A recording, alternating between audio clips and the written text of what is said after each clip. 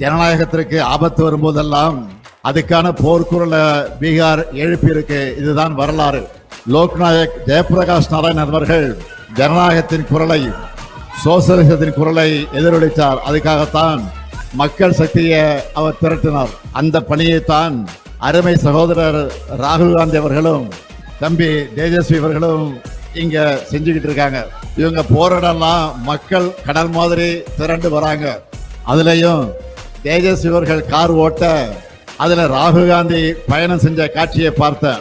ஏன் motor cycle பயணத்தை நான் பார்த்தேன்.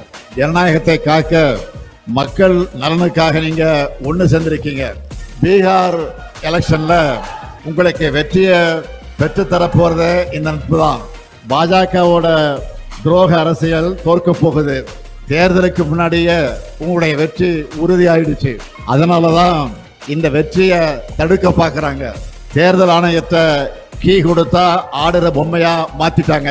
65 லட்சம் பீகார் மக்களை வாக்காளர் பட்டியலிருந்து நீக்கினது ஜனநாயக படுகொலை. சொந்த மண்ணில் பிறந்து வாழ்ந்த மக்களை வாக்காளர் பட்டியலிருந்து நீக்கிறதை விட பயங்கரவாதம் இருக்க முடியுமா?